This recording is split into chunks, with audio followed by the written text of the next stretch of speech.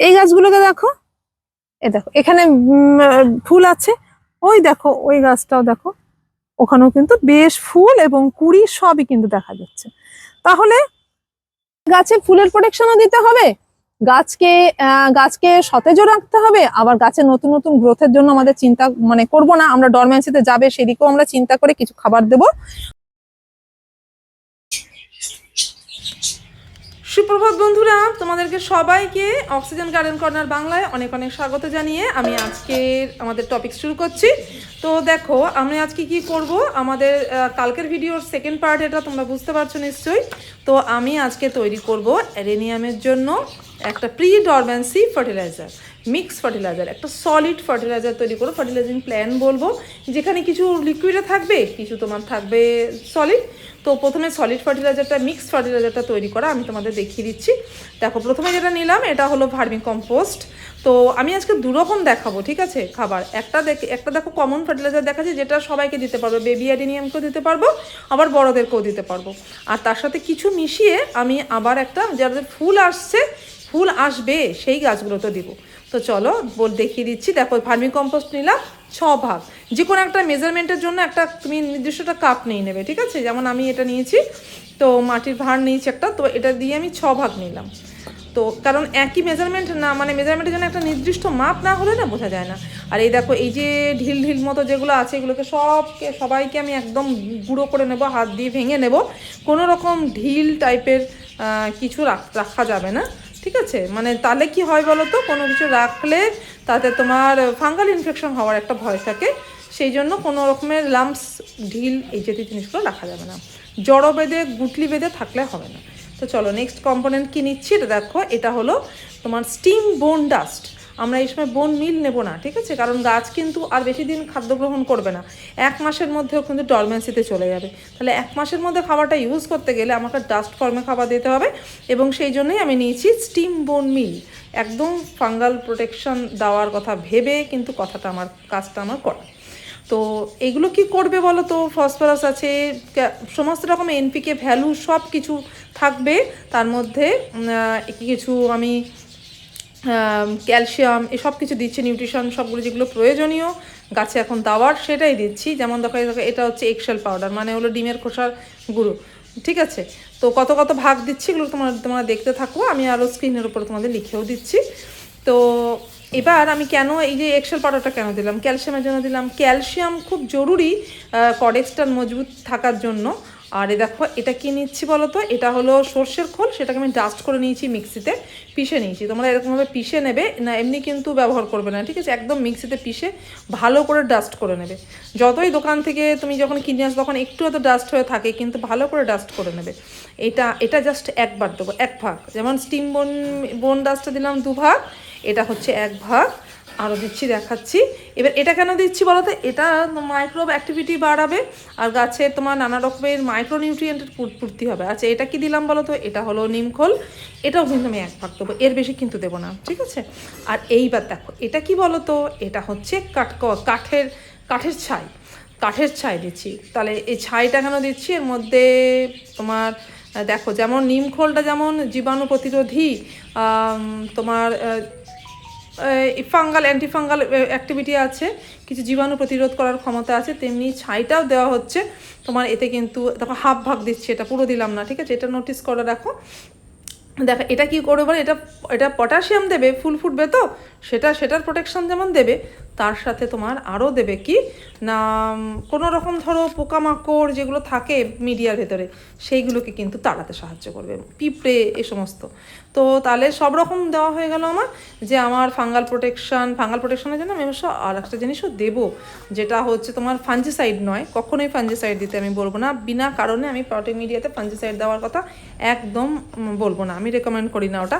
আমি দেবো এর মধ্যে তোমার ট্রাইকোডার্মা ভিরিডি, লিভিং একটা মাইক্রোব, যেটা তোমার ব্যাড ফাঙ্গাসদেরকে মেরে দেবে। তো প্রথমে এটা ভালো করে মিশিয়ে নেবে, মিশাচ্ছি দেখো কীভাবে মেশাচ্ছে সেটা একটু নজর করো। আর এটা ভালো ফাঙ্গাসদেরকে মারে না, এরা কিন্তু ওই মানে ট্রাইকোডার্মা ভিরিডিটা কিন্তু খারাপ ফাঙ্গাসকে মারে। তবে আমি এক্ষুনি কিন্তু দেবো না, কিছুদিন পরে, এই ধরো এটা একটু মাটির সাথে মিশে যাক, তারপরে আমি তোমার সপ্তাহখানেক পরে ওই ট্রাইকোডার্মা ভিরিডিটা দিয়ে দেবো। আচ্ছা, এই যে সারটা তৈরি করছি এটা দিনের কোন সময় দেবো বলো তো? এটা তুমি সকালেও দিতে পারো, সন্ধ্যাতেও দিতে পারো, কোনো সমস্যা নেই। তুমি যদি চাও এটাকে দেখো, অর্গ্যানিক খাবার দেওয়ার আগে একটা কথা বলে রাখি, মাটিতে কিন্তু তোমাকে দিতে হবে প্রথমে জল ভিজে মিডিয়াতে তুমি দেবে।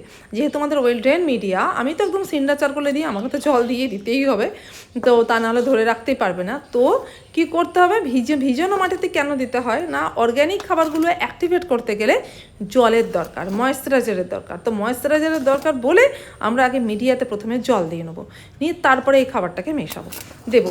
জাস্ট উপরের লেয়ারে দিয়ে দেবো, মাটিটা খুঁড়বো না, যেমনই মিডিয়া হোক তোমার খুঁড়বে না, কারণ রুট কেটে যাবে, ঠিক আছে? তো কিচ্ছু করতে হবে, জাস্ট উপরে উপরে দেবে আর তার উপরে জলের ছিটে দেবে। তোমার যদি একদম শুকনো না থাকে, হালকা হয়তো শুকনো আছে, তুমি তার উপরে পরে জলে ছিটে দিতে পারো। দেখাচ্ছি, এ দেখো আর এক রকমের খাবার আমি দিয়েই দেখাবো খাবারটা। তো এই দেখো এইটাকে আমি কি করছি দেখো, খানিকটা কিন্তু খাবার আমি তুলে নেব। কেন বললাম যে বেবি অ্যারিনিয়ামের এটা দিতে পারবো, শুধু বেবিদের জন্য আমি এটা আলাদা করে তুলে রাখছি। আমার খুব বেশি বেবি অ্যারিনিয়াম নেই, মানে কেবি অ্যারিনিয়াম বলতে 6 মাস মানে 1 বছর পর্যন্ত যাদের বয়স তাদেরকে দেবো। মানে কতদিন থেকে শুরু করে 3-4 মাস বয়স থেকে শুরু করে আমি 1 বছর বয়স পর্যন্ত গাছগুলোকে এই খাবারটা দিতে পারি। তো আমার খুব অল্পই আছে এরকম গাছ, তো অতটাও হয়তো লাগবে না আমার। তো আর খানিকটা এই যে এইটা থাকছে, এর সাথে আমি আরও কিছু মেশাবো, যেটার মধ্যে ফুল আসছে, এখন ফুল আসবে, তো কুড়ি হয়েছে, এবার ধরো আরও কিছু কুড়ি আসতে বাকি আছে এখন, তা ওদেরকে একটু খাবার দিতে হবে। না দিলে কী হবে বলতো, নিউট্রিশনটা না দিলে এই সময় ফুল তো আসবেই না, উল্টে যে ফুলগুলো আসবে, যাদের কাছে যে গাছগুলোতে ধরো ফুলও এলো, তাদের আবার নিউট্রিশনের অভাব হয়ে যাবে, তাদের পটাশিয়ামের অভাব হবে। তো আমি একটু পটাশিয়াম দেবো, তো সালফেট অফ পটাশ আমি দিচ্ছি। এর মধ্যে সালফারও আছে, আবার এর মধ্যে পটাশিয়ামও আছে, ঠিক আছে? এই দুটো খুব জরুরি গাছের জন্য। তো আমি সালফার আর পটাশিয়ামযুক্ত খাবার কি দিচ্ছি এটা বলো তো, SOP 0050 নামে যেটাকে চেনো, NPK 0050, সেটা। এই যে যদি তুমি জলে মিশিয়ে দাও, তাহলে এই দেখো এই যে ছোট্ট আইসক্রিমের চামচ, এই চামচে 1 চামচ দেবে 1 লিটার জলে। আর যদি এরকম পটিং মিডিয়ার মধ্যে মিশিয়ে দাও, তাহলে এই আমি যতটা তৈরি করলাম এটার মধ্যে আমার মোটামুটি লাগবে 20 গ্রাম, প্রায় 30 গ্রাম মতো লাগবে। এই একটা চামচ হচ্ছে আমার 10 গ্রামের, ঠিক আছে? তো আমি কিন্তু 4 চামচ নিই, দেখতেই পাচ্ছ 4 চামচ কিন্তু এর হাফ হবে। তো আমি এই জন্য 3 বার নিলাম, 2.5 বার যাকে বলে। তো এটা এইভাবে নিয়েছি। আর তুমি যদি এইভাবে মাপ করতে না পারছো, ঠিক আছে, তোমার কতগুলো গাছ আছে আমি তো জানি না, আমার গাছ হিসেবে আমি তৈরি করলাম, তো আমি ওই জন্যই তোমাকে দেখিয়ে দিলাম যে আইসক্রিমের চামচটার কথা। তোমরা কিন্তু এই খাবারটা নর্মাল এটা রেখে দিলে, এবার যেগুলোতে ফুল হবে তাদেরকে তুমি জলের সাথে দিয়ে দিতে পারো। আমার কাছে ওই বুদ্ধিটাও আমার মনে হয় ওটা বেশ বেটার, ওটা আরও বেটার হবে। কারণ যদি পরিমাণগুলো ঠিক না হয়, ধরো মেশানোটা যদি খারাপ হয়, বা ধরো তুমি প্রথমবার করছো বুঝতে পারছো না, তাহলে আমি বলবো এভাবে করো। আমি করি তো এভাবে, যার জন্য আমার অসুবিধা হয় না, আমি দিয়ে দিলাম। এই মানে করে আমার একটা হ্যাবিট হয়ে গেছে, অ্যাকচুয়ালি এটাই বলতে চাইছি আমি। তো তোমাদেরও আস্তে আস্তে করতে করতে যখন হ্যাবিট হয়ে যাবে, দেখবে নিজের মতো নিজেই পটিং মিক্স তৈরি করে নিতে পারবে, নিজের মতন তুমি খাবার তৈরি করে নিতে পারবে। এগুলো জাস্ট একটা অভিজ্ঞতা, আর তো কিছু না। আর একটু পড়াশোনা অবশ্যই লাগে, পড়াশোনা ঠিকঠাক না থাকলে কি হয়, একটু ভুল হয়ে যায়, ভুল হয়ে গেলেই। আচ্ছা, তাহলে এবার আর দুটো খাবারের কথা বলা যাক। এই দুটো দিতেই হবে, ভুললে হবে না। এই দুটো হচ্ছে এই যে তোমার সিউইড এক্সট্রাক্ট, আর একটা হলো হিমিক অ্যাসিড। দুটোকেই দেবে 2 বার করে, মাসে 2 বার করে দিয়ে দাও। এই এখনই জাস্ট স্টার্টিং এ একবার দাও, এই খাবার দিচ্ছ যখন তখন দেবে, আর একবার দেবে তুমি এই মাসের শেষে গিয়ে, ঠিক আছে? দুটোকেই দেবে। একবার এটা দেবে, আবার 2 দিন বাদে এইটাকে দিয়ে দেবে, এরকম ভাবে দেবে। এই 2-3 দিনের গ্যাপে দিয়ে দেবে খাবারগুলো।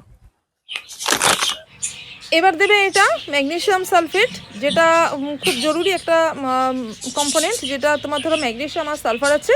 তোমরা ভালো করে সবাই জানো যে ফুলের রঙের জন্য, পাতার সবুজ রঙের জন্য এটা দায়ী ম্যাগনেসিয়াম।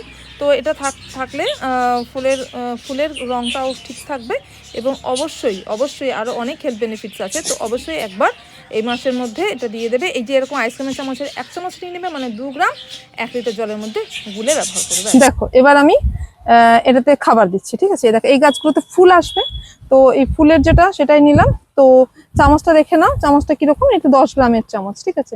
মানে 4 চামচে 2 চামচ, এটা 1 চামচ সমান।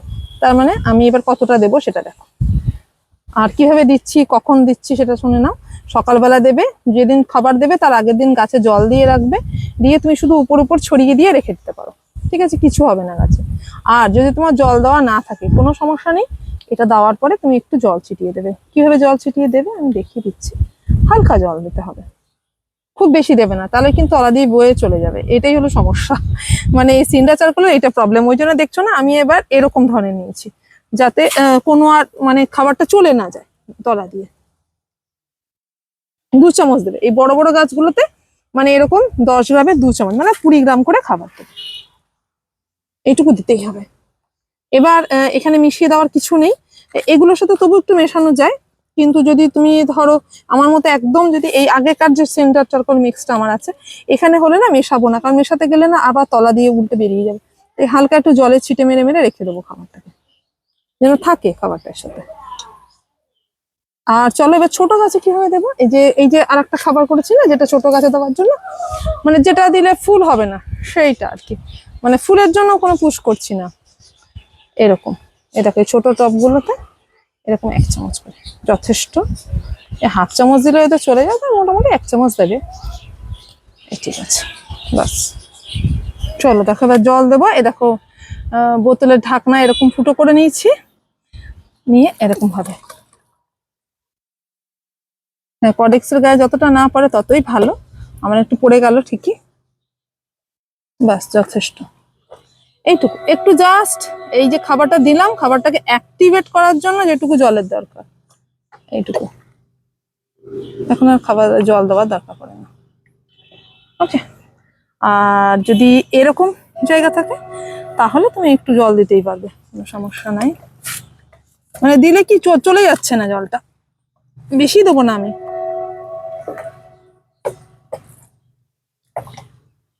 ব্যাস ওকে।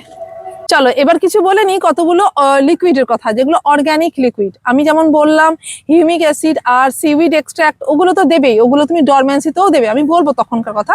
আর এখন বলবো আরো কতগুলো অর্গানিক লিকুইড যেগুলো তুমি দিতে পারো। তুমি চাইলে কেমিক্যাল না করে অর্গানিক্যালিও করতে পারো, বা কেমিক্যাল দিলেও তুমি অর্গানিক্যালি দিতে পারো। যতবার জল দিচ্ছ নানা রকম খাবার গুলে গুলে দিতে পারো হালকা হালকা কনসেন্ট্রেশনে।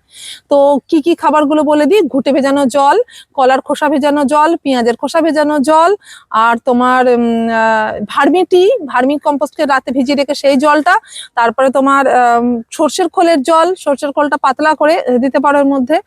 আর দিতে পারো আর কিছু না, হ্যাঁ চা পাতা। আমরা যে চা পাতা খাই সেই চা পাতাটা পরিষ্কার থাকবে, চিনি থাকবে না, দুধ থাকবে না, একদম পরিষ্কার করা, সেটা সারা রাত ভর ভিজিয়ে রেখে সেই জলও তোমরা দিতে পারো, ইউজ করা চা পাতাটা।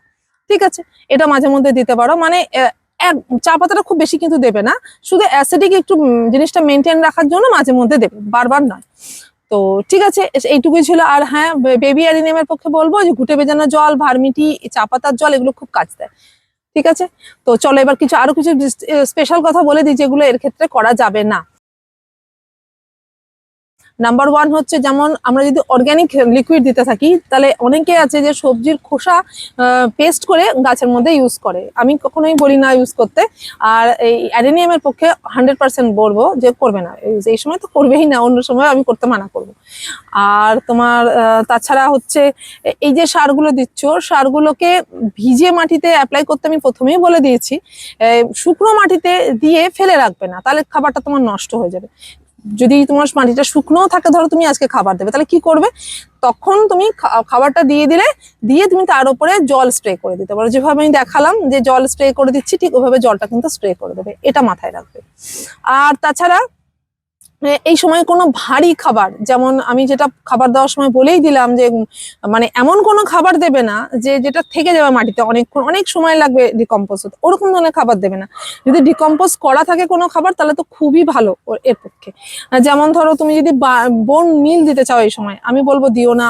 শিং চাচা যদি দিতে চাও, বলবো দিও না। এই খাবারগুলোকে দেবে না এই সময়, এই খাবারগুলো দেওয়া যাবে না, কারণ আমার গাছ কিন্তু আর 1 মাস পর্যন্ত শুধু খাবারটা নেবে, এরপরে কিন্তু আর খাবার নিতে পারবে না।